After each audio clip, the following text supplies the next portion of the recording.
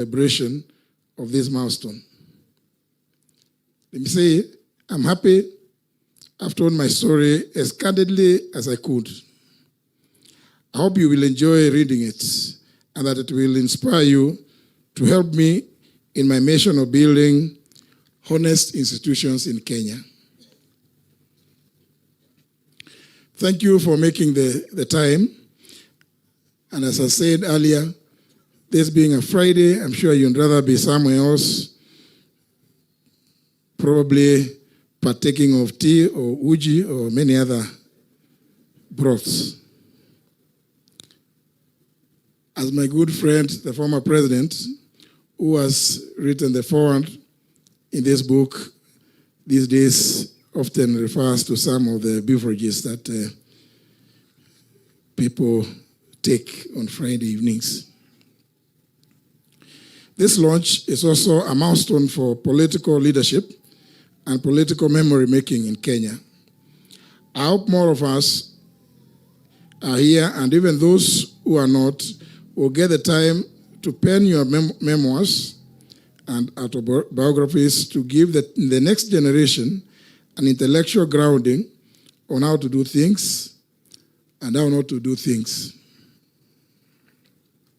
I appreciate each and every one of you who has bought the book, and special thanks to those who have bought more than one copy for donations to your community libraries, your organizational libraries, especially the lawyers, the researchers, the think tanks. Thank you very much. You bought the book. Yes, you read the book. I really love to know what feedback you have for me. This will put me in a better position to improve in any future editions. So please don't be shy in your reviews. You already had Senator Lene Kifuti challenging me to proceed to begin doing another one. When this book came out, a lot of people, especially those from the political class, were very, very afraid. They thought and put their names down and exposed them. You know, when you are the Attorney General, you know very, very many secrets. I can tell you without fear of any contradiction that the stories I've written about my time in Parliament, my time in the Cabinet, and my time at the State Law Office are things that all happened. There's quite a lot that I didn't put in the book also. There is only so much one can say in a book that is about 450 pages. This book is really a moment of personal reflection about my time in these important offices. To my friends from campus, normally call ourselves the class of 81, I know you remember that day when we met in 2021 at my place. We sat, we broke bread, we ate some nyama choma, had a lot of uji and tea, and danced. And I also told you that I was writing a book, and you thought it was a joke. Here it is now. It's taken some time, and it's quite a lot of work turning rough thoughts into readable book that so far as the promise of being a good seller. There are many themes in the book, but there are five ones that I would like to speak about. In the first chapter, I talk about my upbringing. It's just a reminder that in my life, those early formative years shaped who I became. Very soon I'll be 70 years. There are people who help you turn out the way you are, and those people are unforgettable. I speak about my high school head teacher. I speak also about my primary school teacher, one Mr. Lincoln Njeru, who taught us the power of handwriting and how to write well, how to write legibly. That has stuck with me. And although it's many years now, I may not claim to write as legibly as I used to do those years. I also write about people who taught me values and how not to take shortcuts. Yes, I gambled in high school. I fought with teachers to run plays. I was not a model student in that sense. And I think that is why I learned my lessons at Kangaroo School. Next, I tell the story of the university years. I never at university imagined I would turn out to be a politician, a speaker, an attorney general, and a cabinet secretary. Life worked out that way as it did. I even wanted to be the president of Kenya just the other day. And here I am telling you about it. Indeed, the party I lead, the Democratic Party, has in its constitution that the party leader is always, invariably, the presidential candidate of the party in any general election, unless a party enters into a coalition agreement with other parties. I studied law and worked in the judiciary. I moved around the country, understanding the law, seeing how justice is done and not done in some instances. These days, I see lawyers complaining about delayed cases and judges complaining that they are overwhelmed.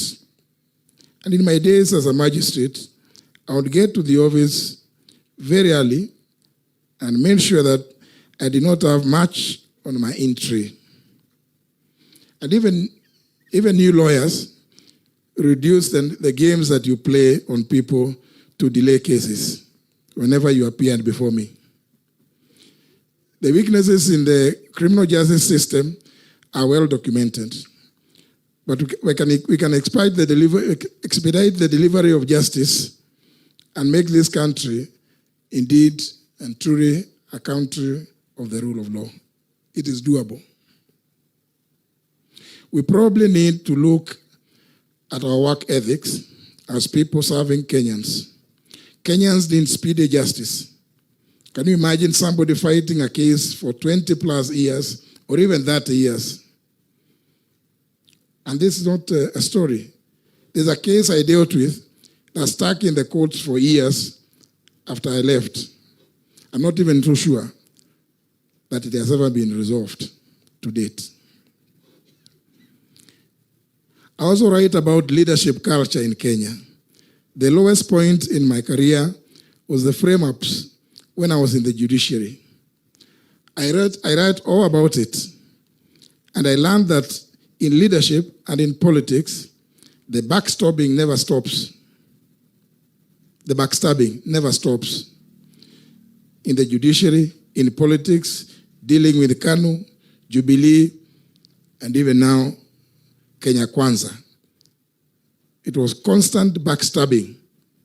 Indeed, the Honorable Rigathi Gachagua has just alluded to some of those instances. Fitina mingi. A lot of snakes, hypocrites.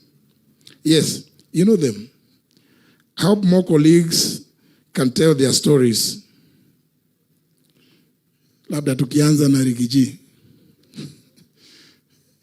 Stories would be amazing about what I talk about: hypocrisy, backstabbing, hypocrites all over, conmen, fitina mingi.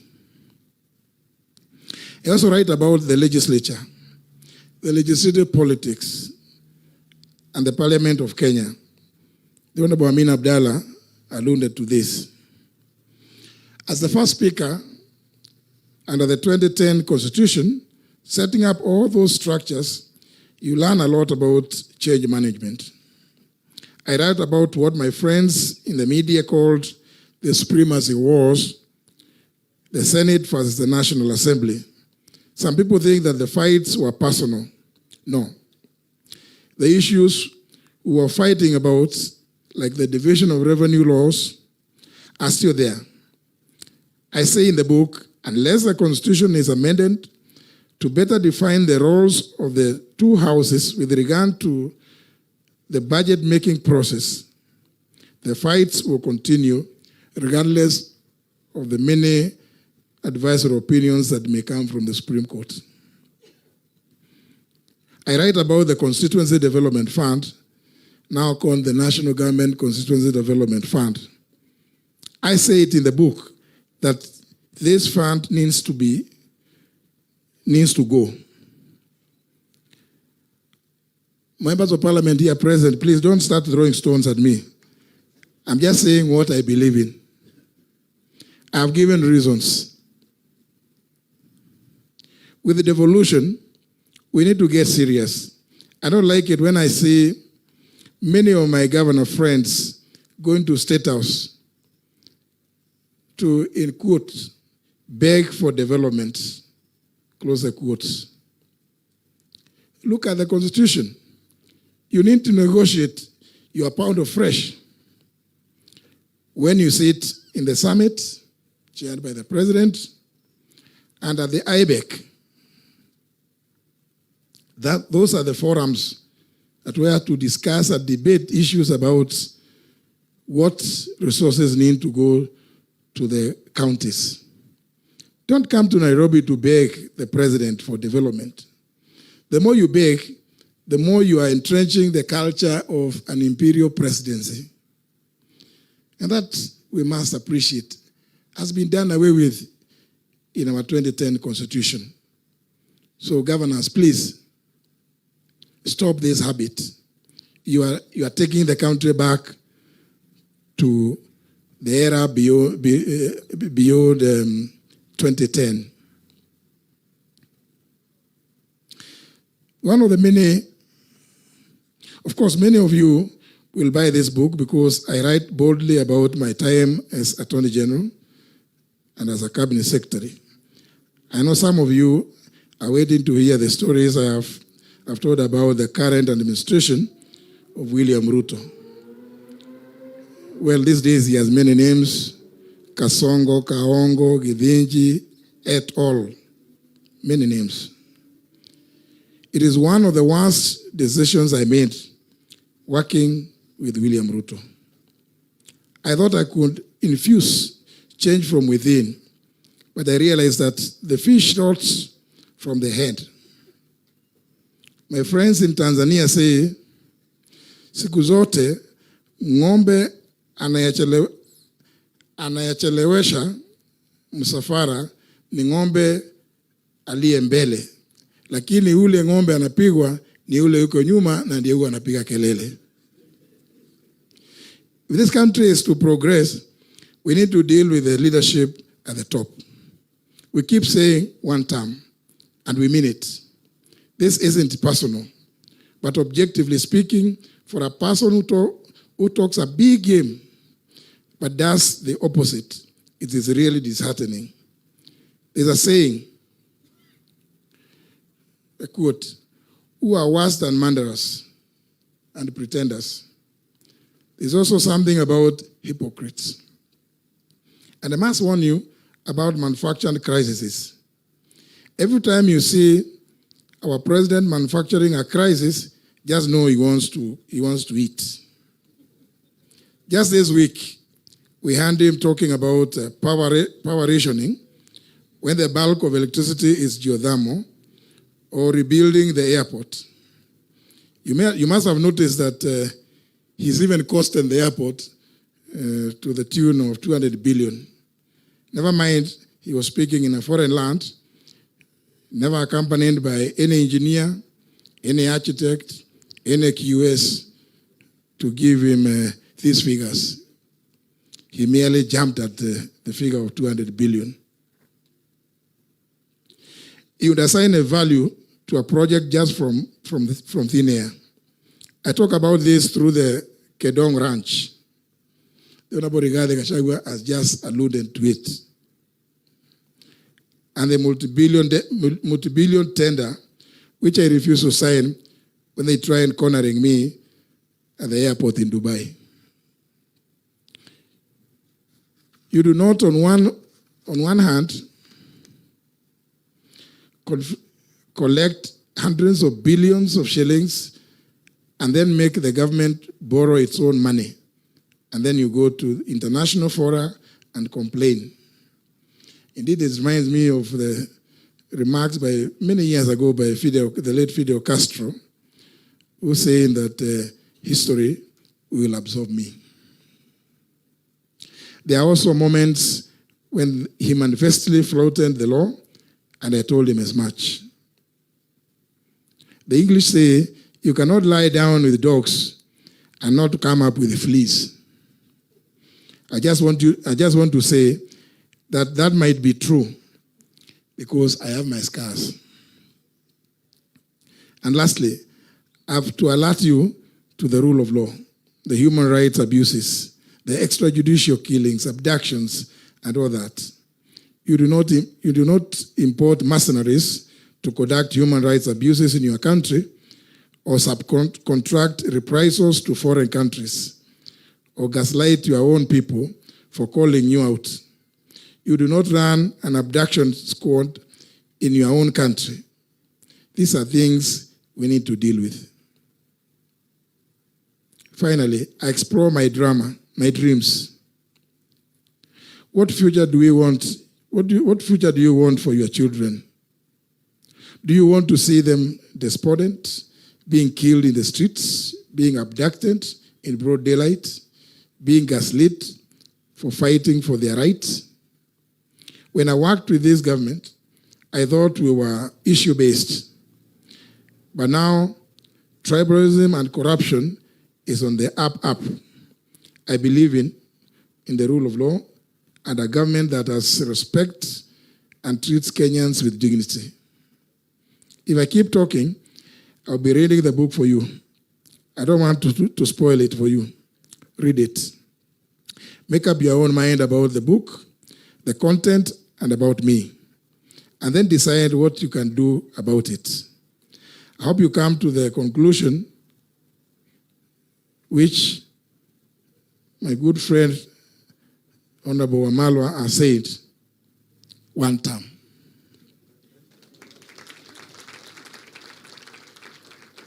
That we need to chart a new path and a new direction in this country.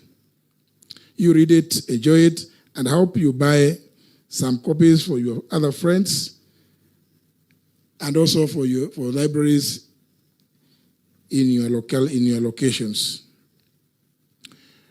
Thank you very much, ladies and gentlemen, for listening to me. And I conclude by saying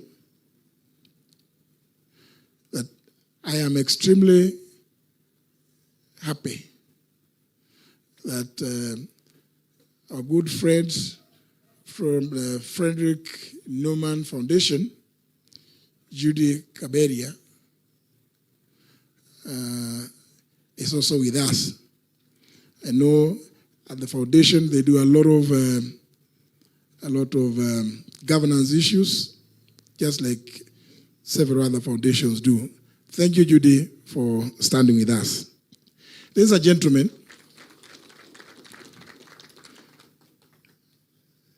I apologize for having to read this because I wanted to make sure that I make every point that I intended to make. With those many remarks, it's now my pleasure, ladies and gentlemen, to welcome on stage our chief guest,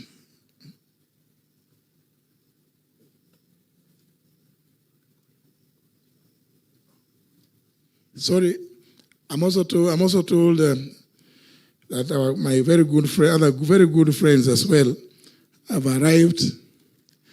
The Honorable James Gakuya, the member for Embakasi North. Karibu sana, my brother. And my young son, the Honorable Gitonga Mokonji, the Member of Parliament for Manyata in Embu. Uni kijana yangu. Thank you very much, Mokonji, for gracing this occasion. Asante sana. And I hope I have not forgotten to recognize, is that Judy? And also somebody I work with at the People's Restorative Justice Commission, Professor Friend Ogola. He just arrived from the US where he took his presidential campaigns. Karibu sana, Professor. Thank you. I know you just arrived this afternoon. Also, let me recognize the presence of Judy Sijeni, Ambassador. Wakili Eunice Lumalas. And I hope I've been able to recognize each and every other. But anyhow, my good friend Olekenta is here. Wacha tusikize our chief guest, His Excellency Dr. Stephen Kalonzo wa Musyoka is our chief guest at this launch. You will make the final remarks.